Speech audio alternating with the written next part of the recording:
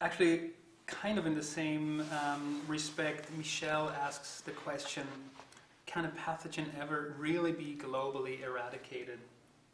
Alludes to smallpox, polio, and so on. Well, we've got a video coming up on this in the next couple of weeks, and there have been two examples, of course, which was the eradication of rinderpest from domestic animals, and of course the eradication of smallpox. So it is possible. Whether there are many infections left there is a major question to be asked. I mean, we're close to eradicating polio, or we thought we were, and now that's coming back. There's been discussion about eradicating measles, but it's certainly not imminent. Right. Yeah. I mean, for many of these things, the harder we chase them, the harder they get to. Making it that last mile is really the challenge, and our perception of the effort that was necessary to get us 99% of the way is not exactly the same as the effort is going to take us to. The incremental effort will take us to get that last 1%. And it's a really interesting question as to whether going after those last ones is actually worth it. Once a disease gets quite rare in a country, it's pretty low health priority. Why are you spending all your time eradicating measles when you've got a stack of diseases affecting many more people in your country? Right. It becomes very, very hard to justify that last part. Didn't the World Health Organization say back in the 60s that malaria had basically been eradicated? Well, they didn't say that, but they were heading in that direction. Yeah, they thought it was pretty close. I think the malaria eradication ideal is very interesting because you have to go after it in regions. So you have to eliminate it locally. And once it becomes a very low priority in a region, why are you spending all your time trying to track down the last cases of malaria in region X, where the resources would be better off somewhere else in the country where lots of people are dying from malaria? So it's a really, really tough one, I think. Yeah. I think part of the question here was also, can it really be eradicated? I mean, so smallpox must live on in some lab somewhere. So to that extent, it's never really eradicated. Do we need to keep vaccinating the world with something that we have technically eradicated? So I think smallpox there is a really interesting case because it has been eradicated. I mean, it exists in labs, but smallpox is from gone, the human population, gone from the world. Exactly. But then it is interesting that, just as we will discuss a lot with, that the reason why we managed to eradicate smallpox was because it has got this strong cross-protective immunity with cowpox, so we could make the vaccine from cowpox that didn't have any side effects and roll it out and eradicate it that way. So interestingly, with smallpox, of course, the interesting thing is that smallpox itself had cross-protective immunity with monkeypox. And so what we're seeing now in West Africa is that actually monkeypox, which didn't used to infect humans at all, now can sustain small chain of transmission in humans. So I think smallpox is definitely gone, but interestingly there are then other pox viruses that are kind of lingering and that's been lingering on the sidelines that I guess now are kind of challenging that human niche, if you will. So. Do you really believe that? Do you really believe that there's a vacuum when you eradicate or remove something that something else can move into that niche? And yeah, there's certainly nothing to say that the low levels of incidence of monkeypox that we see now weren't always there. It's just that they weren't apparent within the background noise of all the smallpox infection that was going on. Yeah, but it has been increasing. I mean, there was surveys in West Africa in 1980s, and there's work being done now showing that it is increasing. Right. I don't think we're not going to see because we have these vaccines and they don't require cold chains, I think there's an interesting reason why we managed to eradicate rinderpest and smallpox is in part because we had these great vaccines that didn't require cold chains. So, but we do have good vaccines. So I don't think monkeypox is not going to spread and become the kind of public health problem that smallpox used to be. But I think that I have to say, by the general argument, I think that once you eliminate a disease which has been generating a lot of cross-protection against others, it does leave vulnerable populations. So I think with Otto, I feel relaxed about the monkeypox situation.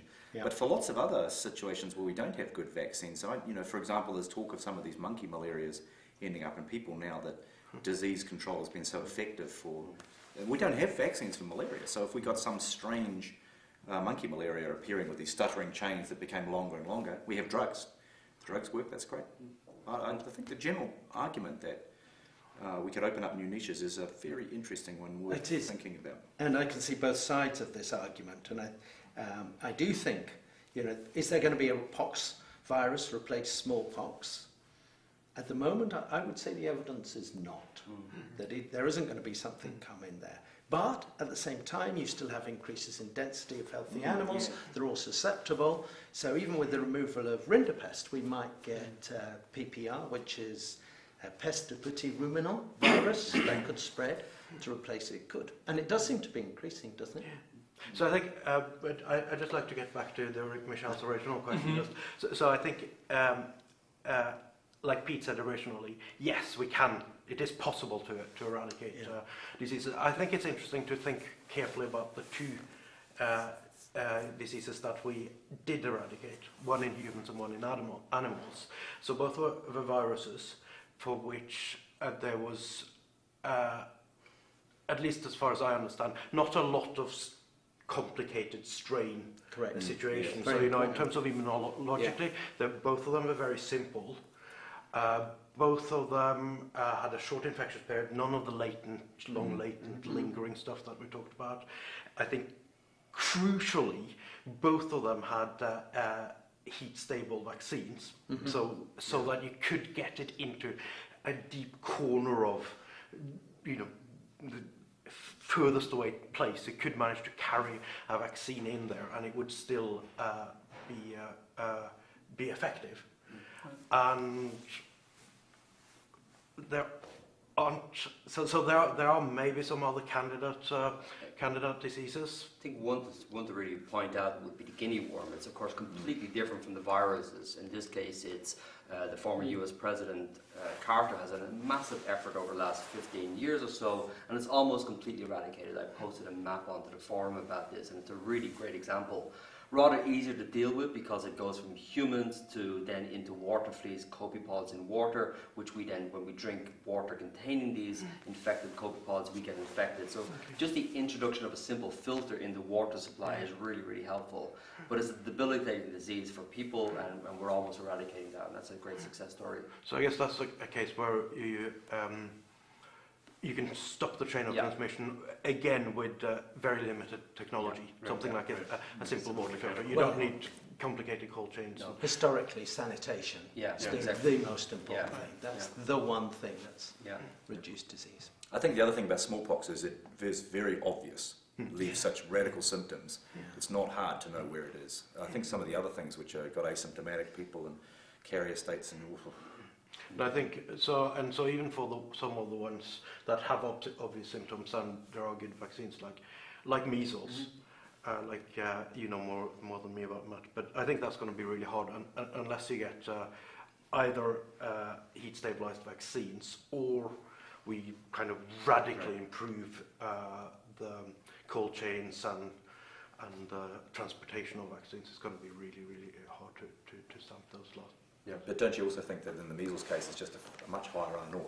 It's just a more difficult beast. I think it is a more difficult beast, and I think this is something we'll talk about over the course of the next several weeks. There are a lot of complicating factors, and I think that one of the consequences of that is that the sort of piecemeal approach that we've had, which you raised in the context of malaria, that you can do well here, but maybe you haven't done well here, right? And you know. The landscape is constantly changing, and there's always a suitable place for it to move around, right?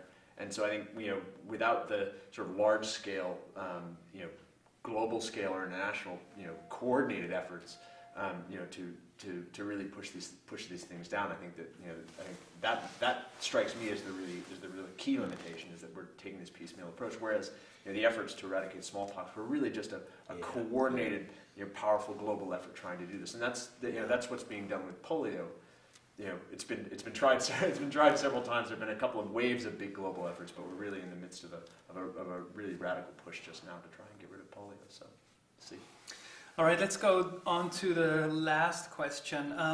There were a couple of posts that I saw about population control in various contexts, but the one thing that kept coming up is, you know, to what extent diseases are used, quote unquote, to control their host population.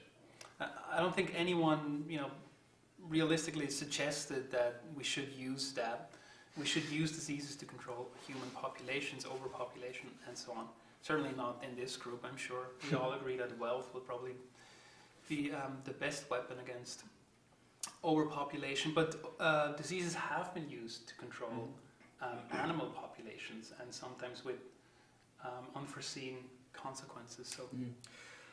Well, Pete's an expert on this from many different populations. Let me just tell the myxomatosis story, because I'm not sure we covered that anywhere else in the course.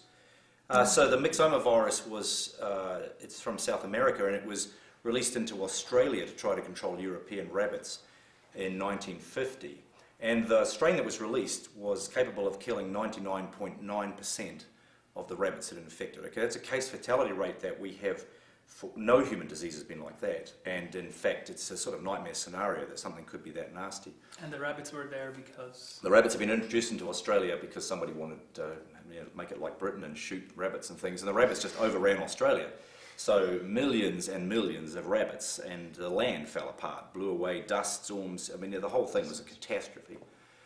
So the myxomatosis virus was released, the myxoma virus was released in order to try to control the rabbits, and it did a great job for many decades. Millions and millions of rabbits were killed, and it's still out there killing now. But what happened was that the virus evolved in a direction which meant it was less fatal. So strains which were killing fewer rabbits started to dominate in the population. For sensible evolutionary reasons, those ones had longer infectious periods because they didn't kill their host quite as quickly. And so those strains are able to dominate. And so the virus started over the subsequent decades to lose its efficacy as a biocontrol agent. And that was coupled with the fact that the rabbits themselves started evolving resistance to the virus, so they were less likely to die. And there's a very interesting arms race going on at the moment between the virus and the rabbit, and it looks like the virus is continuing to get nastier again as measured in European rabbits that are in the laboratory. But in the field, because the rabbits are getting more resistance, the net effect is still decreasing kill rate. Right. So you could say that the myxoma virus was really capable of controlling or regulating, or at least limiting populations of rabbits in Australia for many decades. And hundreds of millions of dollars saved from the Australian economy as a result of that through the farming. So that's definitely a situation, I think, where you could really say that a virus was capable of regulating or controlling populations for some time, and it just was a transient effect. But the Australians, that transient effect was several decades. Great gains. But as the rabbits started to come back, then another virus was introduced, the rabbit hemorrhagic disease virus, which once again had this massive effect on the population, knocked it down. But the rabbits are coming back again, and the Australians are once again looking for another virus that they could actually release. But it's interesting in all of this that there was no natural enemy, no natural virus or anything that came in and actually did that control to begin with. Both of those have been inadvertently or advertently introduced. But they're a very good example of a species jump. So you get both of those come from somewhere else, some other genus, and come in and they run riot. Yeah. That's again one of these things. Who would have expected? Where's it coming from? How nasty is it going to be when it jumps species? There is an interesting example of the disease of plants which has eradicated the population. The population has never come back. It's the case of the chocolate tree, cacao, which has evolved in the upper Amazon, and it was grown by the Brazilians excuse me, in Bahia in the eastern part of the country. And so it was completely parasite free. And in the mid-80s, the cacao barons made millions of dollars off of this and huge swathes of farms. And then, in what was the first and the only single case of state-sponsored bioterrorism, somebody had brought an infectious agent, Nilioptera, a type of fungus, which is broom, from the upper Amazon across 2,000 miles of dry land, which it would not normally have crossed itself, and hung it in all these farms, and literally overnight decimated the chocolate industry of Brazil, and it's never recovered. And now chocolate almost exclusively comes from West Africa, 70% of the supply. And they've not been able to bounce back because the spores go into the ground, and every time we try and grow it, it wipes it out.